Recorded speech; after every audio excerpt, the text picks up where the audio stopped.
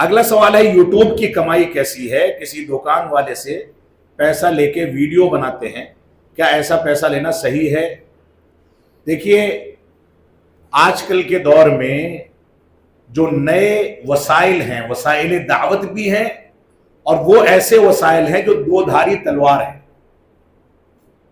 اس کو مجبوراً ویڈیوز بنا کر کے، دعوت و تبلیغ کے ویڈیوز بنا کر کے سوشل میڈیا پر ڈالا جاتا ہے تاکہ زیادہ لوگ سن سکیں۔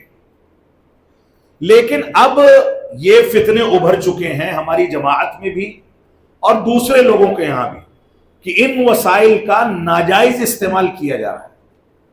اب یوٹیوب کا ایک طریقہ یہ ہے کہ آپ اس میں اکاؤنٹ میں کچھ خاص چیزیں ایکٹیو کر دیں، اس پر غلط انداز کے ایڈز آئیں گے، اشتہارات آئیں گے، اور اس کے نتیجے میں وہ یوٹیوب اکاؤنٹ والے کے اکاؤنٹ پر، بینک اکاؤنٹ پر پیسہ ٹرانسفر کرے گا۔ جتنا اس کو دیکھا جائے گا اور اس سے یوٹیوب کمپنی جتنا فائدہ کمائے گی اس کے ویڈیو کے ذریعے، تو وہ اس کو جو کماتی ہے اس کا کچھ حصہ دے دیتی ہے۔ یہاں پر مسئلہ یہ ہے کہ اللہ رب العالمین کا فرمان ہے وَلَا تَعَاوَنُوا عَلَى الْإِثْمِ وَالْعُدْوَانِ۔ جو ایڈورٹائزمنٹ آتے ہیں وہ کن چیزوں کے آتے ہیں؟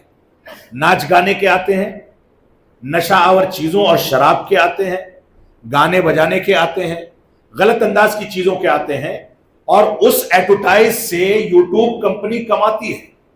10 روپیہ کمائے گی تو آپ کو 50 پیسہ دے دے گی، اور ہم اسی میں خوش ہیں، یہ نہیں سوچتے کہ یہ غلط طریقے سے ہمارے پاس آ رہا ہے۔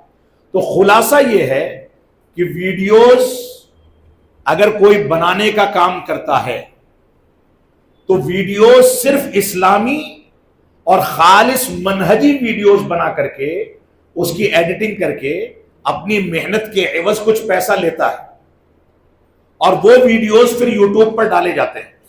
تو اس طرح کی کمائی میں کوئی حرج کی بات نہیں ہے، لیکن یوٹیوب کمپنی جو ہم کو ایڈورٹائزمنٹ کے عوض پیسہ دیتی ہے وہ ہمارے لیے جائز نہیں ہے، اگرچہ یہ پیشہ یعنی تصاویر اور ویڈیوز سے کمانے کا اگرچہ دینی امور ہی میں کمایا جائے، کوشش کرنی چاہیے کہ اس کو تطوعاً کریں تاکہ شبہات کے دائرے میں داخل نہ ہو۔